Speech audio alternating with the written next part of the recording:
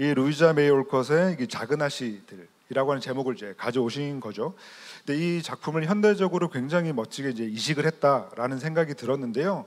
사실 그러면서도 이제 작은 아씨들 같은 경우에는 이제 원작 작은 아씨들 같은 경우에는 원작이 아니죠. 그 이전 그 고전 작은 아씨들 같은 경우에는 이 4명의 아씨가 등장을 하잖아요. 그런데 여기서는 3명이네라고 생각을 했다가 사실은 숨겨진 또 다른 한 명의 아씨가 있었잖아요. 저는 그때 사실 이 작품에 푹 빠져들게 됐었는데요. 한 인터뷰에서 이 작은 아씨들이라고 하는 드라마를 12부까지 채우기 위해서 내가 가지고 있는 모든 자원을 다 써야 했다. 그리고 내가 지금까지 썼던 작품들 중에서 나와 가장 닮아 있는 작품이다라는 말씀까지도 하셨는데요. 이렇게 이제 제목을 딱 떠올리시고 이야기를 시작하셨던 그 시작점에 대한 얘기를 조금 듣고 싶습니다. 제가 소설 작은 아씨들에서 제일 좋아했던 장면은 조가 머리 자르고 나타난 장면, 그리고 또 에이미가 조가 쓴 원고를 불태우고, 또 조랑 매그가 무도회에 가서 이제 막 이런저런 일들을 겪는 장면들이었는데요. 생각해보면 다 조금씩 뭔가를 위반하는 그런 장면들이었던 것 같아요. 근데 그 중에서도 이제 제일 좋아했던 게 조가 자기 성격이 나쁘다며, 자기 성격이 더럽다며 엄마한테 막 엄마 저는 왜 이럴까요? 이렇게 하소연하는 장면이 있어요. 근데 엄마가 뜻밖의 본인도 성격이 나쁘다며 하지만 날마다 노력하고 있다고 그렇게 말해주는 장면이 있는데, 어렸을 때 이 장면이 너무 좋았던 것 같아요. 그렇게 착하지 않아도 괜찮은 것 같은 느낌. 그래서 제 기억 속에 작은 아씨들이 착하지 않았었거든요. 조금씩 말썽도 부리고 다른 사람들을 속상하게 하고 그런 작은 아씨들이었는데, 다시 읽어보니까 너무 착하더라고요. 그래서 약간 마음이 삐뚤어진 것 같아요. 이걸 다시 써보고 싶다. 진짜로 약간은 나쁜 작은 아씨들로. 정석영 작가님의 글쓰기 습관에 대해서 이제 여쭤보시는 질문들이 상당히 많았습니다. 그러니까 뭐 예를 들면 뭐 글이 가장 잘 써지는 시간은 언제인지, 또 글이 잘 풀리지 않을 때 그걸 또 어떻게 또 해결하시는지, 또 이제 주어진 마감을 좀 잘 지키시는 그런 작가님이신지, 정말 이게 사소하지만 정말 좀 궁금할 수 있는 그런 질문들을 많이 해주셨는데요. 어떠신가요? 누구나 잘 쓰고 싶죠. 잘 쓰고 싶어요. 그런데 잘 쓰고 싶은 마음을 가지고 시나리오를 쓴다는 것은 불가능합니다. 하지만 잘 쓰고 싶은 마음이 있잖아요. 그래서 1씬을 쓸 때까지는, 쓰기 직전까지는 잘 쓰고 싶은 마음 대체로 유지돼요. 그리고 사실 시나리오를 쓸 때 가장 어려운 거는 언제나 1씬이거든요. 뒤에 막 38씬이 클라이막스라도 어려운 건 1씬이에요. 그래서 1씬을 쓰기 전에는 하루든 이틀이건 지나가는 거를 그냥 두고 봐야 돼요. 이것은 되게 힘들다. 1씬을 쓰기 어려운 이유를 그러면 일단 논리적으로 납득하면 더 편하겠죠. 1씬을 쓰기 어려운 이유는 우리가 시나리오를 쓸 때 수많은 가능성 가운데 거기 1씬에선 무한대의 가능성이 있기 때문이에요. 뭔가를 써야 되잖아요. 근데 사람의 두뇌는 선택하는 것이 좀 고통을 느끼거든요. 그 무한대의 가능성 중에 하나를 택하는 게 굉장히 무리가 가기 때문에 힘들어요. 그래서 제가 1씬을 시작할 때는 대체로 이제 첫째 날에는 기대치를 한 80%까지 낮춰봐요. 둘째 날에는 한 60%, 뭐 60%에서 50% 사이에서 이제 타협을 하고 1씬을 쓰게 되는 것 같아요. 어쩔 수 없다, 그냥 쓰자. 근데 대체로 이게 너무 힘들고 이걸 놓기가 너무 힘들어서, 내가 생각하는 1씬은 되게 멋졌는데 좋았는데 이걸 놓기가 힘들어서 못 쓰게 될 때가 많은데, 어쩔 수 없을 때 한 3일째 되는 날 쓰기 시작하는 것 같아요. 그렇게 해서 1씬을 쓰게 되면 그 다음에는 한 50% 정도는, 50%는 너무 많은데 30%의 불확실성은 제거됐다고 생각하시면 되는 거죠. 이제부터는 조금씩 쉬워질 거야. 그리고 중간쯤 가면 이제 제가 선택하는 신들을 쓰게 되고요. 결말로 가면 저한테는 선택지가 많이 남지 않아요. 한두 세 개. 그때는 편안해지는 거죠.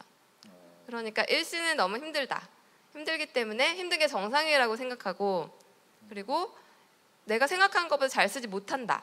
이런 것을 받아들이고 쓰면 조금 더 편하게 쓰실 수 있을 것 같아요.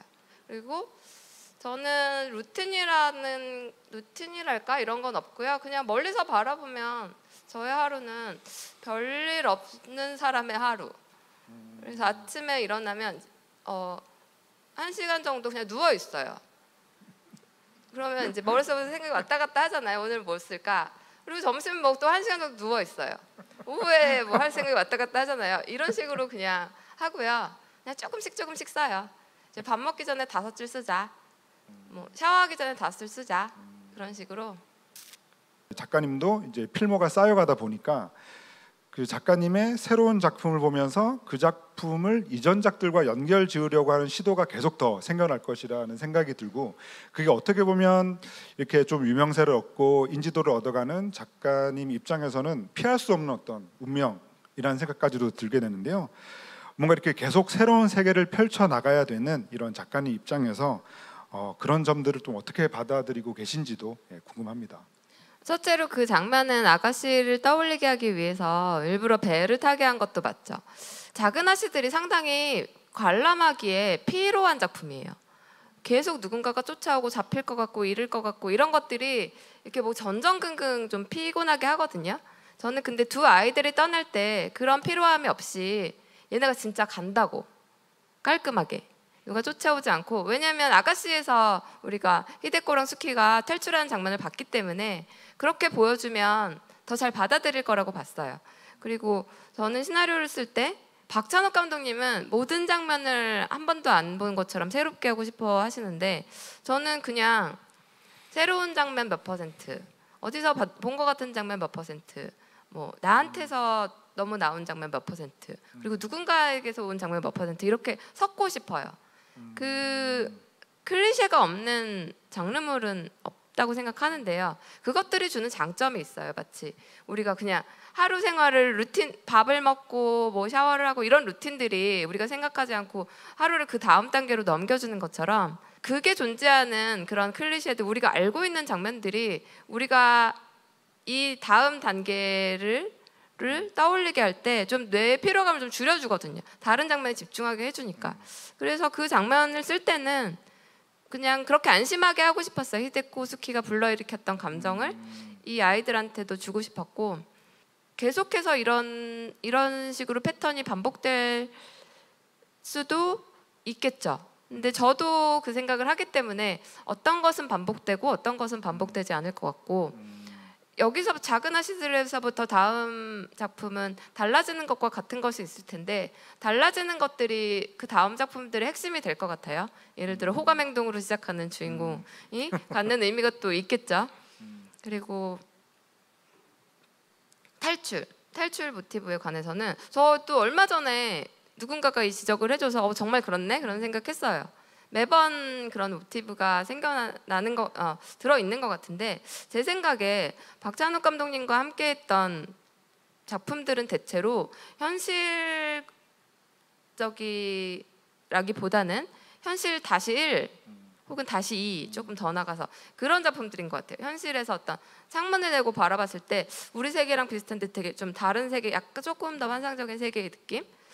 그래서 그리고 이제 그 세계들은 대체로 닫혀 있고 언어와 관습을 비롯해서 모든 것들이 이 세계에 통용된 어떤 것들이 있어요.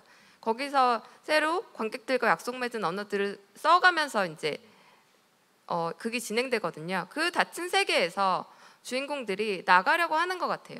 이 현실에서 있었던 어떤 문제들을 가지고 이 닫힌 세계가 시작하고, 이 닫힌 세계의 문제들을 해결하면서 주인공이 그 밖으로 나가고 싶어하는 느낌? 그런 느낌이 들더라고요. 오전부터 이렇게 많은 분들이 찾아오셔서 너무 인상 깊고, 또 제가 이렇게 마음속 깊이 공감하는 직업군이 2가지가 있어요. 이제 막 엄마가 된 사람들, 그리고 이제 시나리오를 쓰려고 하는 사람들. 사실 시나리오를 쓸 때 겪는 어려움은 저는 막 찾아다녀요. 어렵지 않아? 내가 도와줄게. 그러면서 막 주변의 감독님들 막 그 얼굴에서 시나리오 쓸 때 고통받았던 막 흔적을 막 찾으려고 해요. 그 문제가 정말 많거든요. 쓰려고 결심할 때부터 다 낼 때까지도 많고, 그 이후에도 사실 문제는 너무 많아요. 고민거리들은. 근데 놀라운 점은요, 문제의 종류는 다 똑같아요. 가난한 집이 사정이 다 똑같은 것처럼 여러분이 느끼는 한 줄을 쓰기 시작해서 끝날 때까지 느끼는 고민들을 모든 사람이 다 똑같이 겪습니다. 제가 정말 너무 놀라워서 가끔 진짜 자다가도 일어날 정도로 놀라운 점, 제가 작은 아시들을 12개를 썼잖아요. 매번 첫 씬 쓸 때마다 정말 너무 힘들었어요. 8부쯤 쓰면 왠지 그 다음 부는 쉬울 것 같잖아요. 그렇지 않고 매 1씬은 다 힘들더라고요. 그러니까 여러분이 겪는 어려움들은 다 정상입니다. 다들 모든 사람들이 이런 과정 속에서 시나리오 쓴다는 것 잊지 않고 끝까지 쓸 수 있었으면 좋겠습니다. 네, 작가님께 큰 박수 들으면서 마무리하겠습니다. 감사합니다.